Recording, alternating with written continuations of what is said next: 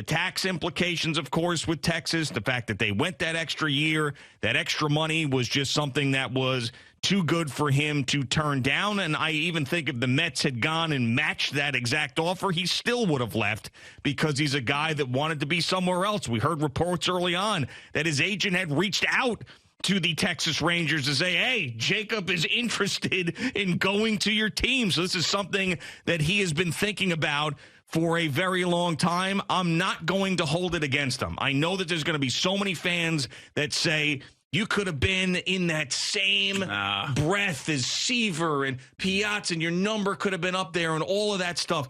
I'm sorry to break it to you. Most guys don't care about that. They don't. So he felt like he got screwed on the first contract that he signed.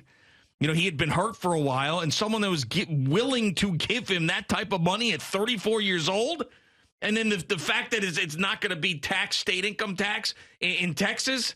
I mean, what the hell are you supposed to do if you're Jacob deGrom? Yeah, I said this. Good for Jake. He got his money. Yeah. He got started late, kind of like Aaron Judge is getting started late. And, he had to hit it again. And he was lucky that he got a chance to hit it, especially with all the injuries over the past 2 years, especially. Mm-hmm. I mean, let's face it. He did not want to be here. So you can't be mad at the Mets because, I know for a fact that the Mets made a phone call and he would not return the phone calls. I mean, he made up his mind, and this is what he wanted. He wanted to go to a smaller market. He wanted to go, obviously, where he can make the most money, and even to the point where I think Steve Cohen was going to let him live in Florida and then just fly to the game. Yeah, I mean, that's insane. You know what that reminds me of? That reminds me of all those years ago when the Mets were interested in bringing A-Rod in, that list of demands, how he wasn't going to fly with the team and he was going to fly with himself, and all of this nonsense. It was like, give me a break.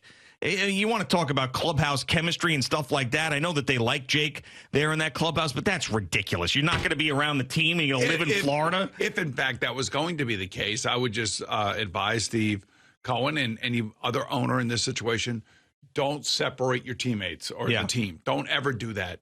Make everybody have to abide by the same amount of rules, travel the same way, and stay together. That's the way you build a team. You don't put A-Rod in the Four Seasons and everybody else in the Hyatt. Right. You just don't do that, no matter, who he is or whatever he is. He's, you got to adhere to some sort of team structure in a team sport. I'm sure Eddie's saying something in your ear right now because I could see your reaction. I didn't say anything that was funny right now. So he goes, aren't we staying in different hotels for the Super Bowl? Like you're in one hotel, we're in a different. Right. It just caught me off. I don't know. It was just a funny line.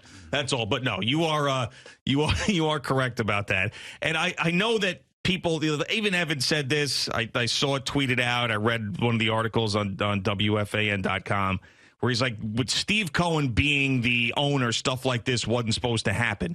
But it's just not that simple. And here are the reasons why. One, not everybody is worth every penny that they get. And yes, Jacob deGrom has been the best pitcher in baseball, and the Mets wasted those years when he won the Cy Youngs. But the guy has not contributed for a long time in the last couple of years because of injury. And now you're going to give him all that money at 34, hoping that he's going to stay healthy. I'm sorry, but you get to a point with the money in the years where it's not worth it. So that's the first part of it. And then also, everybody thinks that because it's baseball and it's not a cap sport that you can spend and spend and spend and it doesn't mean anything to anybody. But it does. I mean, that luxury tax, or the CBT they call it, the competitive balance tax, is prohibitive. And then when it gets up to what they call the Cohen tax, it becomes very prohibitive. And I don't care who you are and how much money you've got, you do not want to do business that way because it won't be good for your bottom line. All right, so mark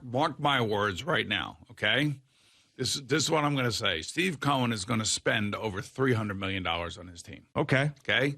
And there is a very good chance that Justin Verlander is going to be on this team. Yeah, I mean, that's where everybody's been saying that the attention's been turned to him. And just remember that, he and Max Scherzer are buddies. He and Max Scherzer they love to play golf together.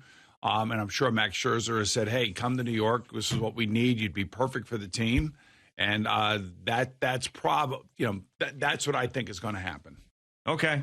Well, I'd like that. I'd like that a lot. I mean, I don't love the fact that you've got, two guys who are right there at 40 years old being at the top of your rotation, because you're basically talking about a window that is very, very small with both of those guys. And plus, I don't know if I want to pay another guy $40 million a year who'll be pitching into his 40s. It's his money. Who cares? Yeah, but the thing is, he's got to do something short term, and he's got to fill a void. But if there is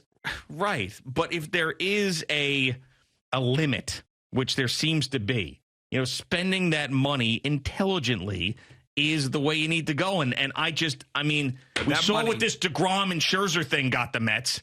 Who got? You know what I'm saying? Well, I'd rather see some more bats. I'd rather see some better position players. I don't feel the need to have to pay Justin Verlander $40 million.